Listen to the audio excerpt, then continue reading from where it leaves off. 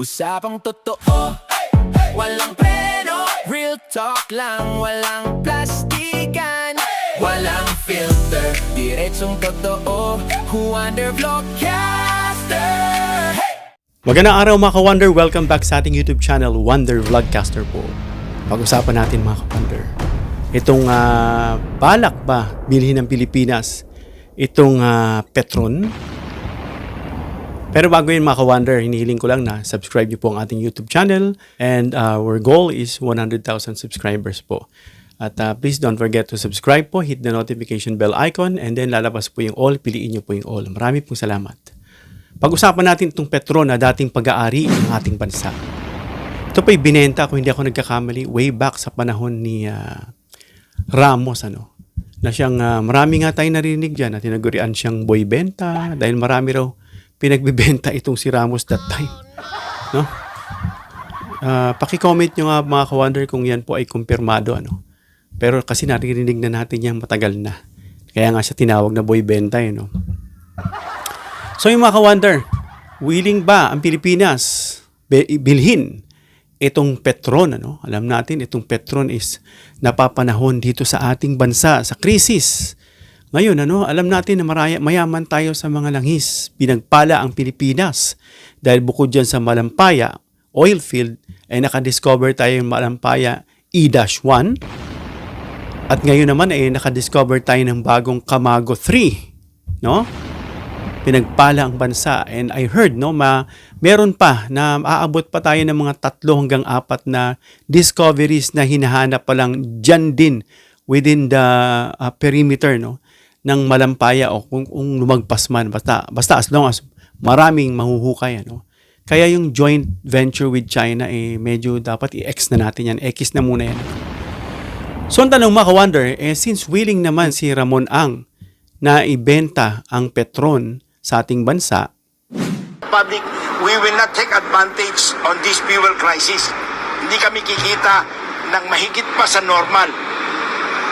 And I'm willing to even lower the income. Baliwala yung sa akin income. In fact, sabi ko nga kung gusto ng gobyerno, pwede nga ng gobyerno bilhin yung Petron sa akin kung tingin nila, mas magaling sila magpatakbo di ba?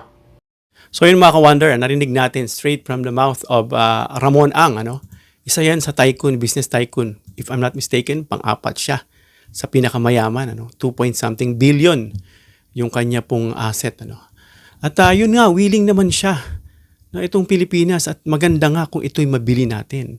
Ang tanong mga ka-Wonder, magkano ba ito? At kaya ba ng Pilipinas ang presyo? Kasi alam natin mga ka-Wonder kung anong epekto ng presyo ng gasolina kapag tayo'y tinatamaan dyan sa Middle East. Alam natin pag-aari yan, Petron ng San Miguel Corporation. Meron silang 68%. Ganong kalaki mga ka-Wonder. At pinamumunuan ito of course ni Ramon Ang. Ito ang pinakamalaking oil company sa Pilipinas mga ka-Wonder. Dahil nagpo-provide ito ng mahigit 1/3 ng fuel sa bansa. At isa pa dyan mga ka-Wonder, kapag bibili mo yung Petron, bibilin mo yung kanilang Bataan Refinery na nag-iisang refinery sa ating bansa. Diyan po dumadaan.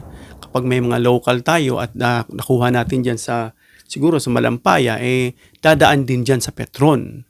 At kinumpirma niya nga mga ka-Wonder na totoo naman gusto niya ibenta. Actually, way back 2021, kung di ako nagkakamali, or 16, nabanggit niya na ito na gusto niyang ibenta kung willing ang gobyerno dito. So, yun nga, yung first offer niya noong 2021 at ngayon ulit 2026. At maaring pag-usapan yan mga ka-Wonder, na pwedeng hulugan, yung sinasabing tranches. Hindi isang bagsakan kasi ang laking presyo niyan mga ka-Wonder. At I think in talks, kung hindi ako nagkakamali, at willing naman si Mr. Ramon Ang. At ang presyo niyan mga ka-Wonder, of course, ay base sa fair market value. Ibig sabihin, hindi pa fix yan mga ka-Wonder kasi alam naman natin na market value, tumataas, bumababa, hindi siya fix, At meaning din, isa pa nga mga ka-Wonder, ay hindi pa siya deal, proposal pa lang. Pero magkano nga ulit? Nakukulitan tayo, magkano ba talaga ulit ang Petron? So, walang exact selling price. Meron tayong estimate dyan, mga ka-Wonder. ni-research natin, kinalculate natin yung mga sinasabing potential na. At ito po ang mga financial clues, no? Yung asset pa lang nito mga ka-wonder ay 449 billion. Ganun kalaki. Grabe, 1 billion pa lang mga ka-wonder ay napakalaki na. Ito ay 449 billion kaya pwede ito dapat hulugan. No? Yung equity nito mga ka-wonder ay nasa 113 billion. At yung kanyang dating valuation, yung value nito way back 2010 ay $3 billion. Dollars po Ibig sabihin noon pa yan, nung 2010, na kung i-convert natin sa peso mga ka-wonder, ito ay 150 billion noon pa. No?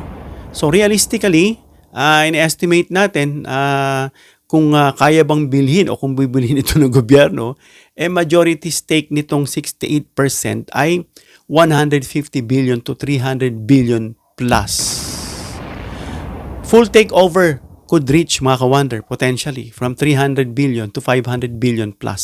So depende ito mga ka-wonder again, depende sa stock price, utang ng kampanya kasi may utang din to mga ka-wonder na dapat sasaluhin din depende kung anong pag-uusapan sa of course dun sa kontrata kung iaawas yung selling price nito dahil may babayaran pang utang, depende sa agreement, di naman niya pamibigatan ng gobyerno. Pero hindi rin ibebenta ni ang ng pabagsak ito. Kaya nga depende nga wonder, no? Kaya ang tanong, kaya ba ng gobyerno? Yan ang malaking tanong. Kaya ba natin? So sa reality check mga ka-wonder, ang national budget ng Pilipinas ay trillions. So narinig nyo, trillions hindi billion. Pero marami tayong utang. Maraming priority na dapat unahin. No? Kagaya ng health, education, and infrastructure. At kung bibili naman tayo, maaring umutang ang gobyerno. Utang na naman tayo niyan. Madadagdagan na naman yung trilyon nating utang. No, utang tayo. Para lang i-dedicate dyan sa pagbili niyan. And then, kikita yan, pwede naman natin din ipangbayad. No? So, maari tayong umutang sa gobyerno. So, maaring umutang ang gobyerno, gumamit ng sovereign funds like itong Maharlika Fund na ginagamit natin ngayon, na sinasabi natin nag-start kay PBBM, or installment, yung sinasabi ng tranches, huhulog-hulugan. Sa tingin ko, mas maganda po yun mga ka-wonder. Kaya posible pa talaga. Ang tanong, posible o hindi? Ang sagot, yes po, posible mga ka-wonder, technically possible. No, dating pag-aari yan ng gobyerno, ang pangalan niyan dati is PNOC, no? Philippine National Oil Company, kung hindi ako nagkakamali mga ka-wonder. At maganda pa dyan mga ka-wonder, may offer na mismo itong si Mr. Ramon Ang. At pwedeng installment mga ka-wonder, kaya maganda. Pero then again, maraming challenges like political will. Dapat may political will, but I see PBBM. He has this political will talaga mga ka-wonder. Hinahangaan nga siya ni Panelo Sinasabi na weak, but they are wrong about that when it comes to saying PBBM is weak. Sabi nga ni Panelo, malakas siya, matalino, magaling siya. Meron siyang political will. At isa pa, corruption risk. Kaya yung mga mandarambong dyan na ganid sa pera, na pag namatay naman, hindi naman nila madadala sa impyerno. Paglilisikan ng mata nila yan. Wow, bagong source ng ating korupsyon. No? At isa pa dyan, efficiency ng gobyerno versus private sector. Yan po yung magiging mga challenges dyan. But of course, nasa tamang management yan ng isang matalinong pangulo. No, yung matalino, malalaman mo, nakipagsalita pa lang. Alam na yung lumalabas sa bibig. Kasi nga, out from the abundance of the heart, the mouth speaks. Kung ano yung laman ng isip, lumalabas sa bibig. Doon mo malalaman kung matalino. No? Hindi yung bato-bato na hindi mo maintindihan na hindi mo maintindihan kung hindi nga makapasak. Kahit teacher, na kung magsalita, kailangan pa ng script at hindi mo alam kung saan humuhugot ng mga opinion. No? Wag nating isapalaran yung ating bansa kasi mga nakikinig dyan na medyo nadidiliman. Maliwanagan kayo. No? So kung mangyari ito, mga ka-wonder, epekto nito ay, of course, possible benefits. Number 1 dyan, yung energy security, mga ka-wonder. Dahil may control na tayo, ang gobyerno sa supply, hindi na aasa sa mga imports. Kakaling maggera-gera man dyan. At may stable na presyo, pwedeng kontrolin ng fuel. Alam niyo ba noon na hindi makapagtaas-taas ng presyo yung mga Shell na yan, Caltex at kung ano. Wala pa yung iba. Dahil yung petrol na nanatiling mababa, competition-wise, hindi sila makataas dahil pag-aari ng gobyerno ang Petron. Pero ngayon, nung binenta, nagsitaasa na ang presyo ng gas, ng fuel. So strategic control mga ka-wonder, important ito lalo na sa krisis kapag may sinasabi nga natin, gera dyan kagaya sa West Philippine Sea o yung mga sinasabing oil shortage.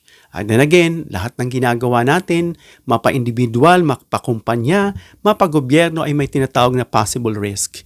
Siyempre, malaking gastos yan. Hindi lang yan milyon, daan-daang bilyon piso yan. Inefficiency, of course, yung history ng government, na mag-run ng corruption na hindi na tayo effective dahil matagal tayong nawala sa kamay. Magbabalik tayo but everything can be learned. No? Sabi nga, if there's a will, there's a way. Kung ayaw, maraming dahilan. Kung gusto, maraming paraan. No? At isa pa, political interference. Pwedeng gawing political tool yan. No? Na depende nga, sabi nga ang wisdom, ang talento ay parang isang taong may hawak na martilyo. Kung yung martilyo na ibibigay mo sa karpintero, he will build a house, a wonderful house. Pero kung ibibigay mo yan sa isang fool, ipupukpok niya yan sa ulo nyo. The worst, ipupukpok niya rin yan sa ulo niya. At dahil dyan mga ka-wonder, itong mga sinasabing possible reasons, no, na pwede nga itong risk sharing, capital recovery at political positioning. So maganda siya. Posible, yes. Mahal, sobra. Ilang bilyon worth it pa. Depende. Pero sa atin, alam natin na oo. Pero depende pa rin kung sino ang mamumuno at anong motibo para saan gagamitin. Baka pang personal, pang politikal.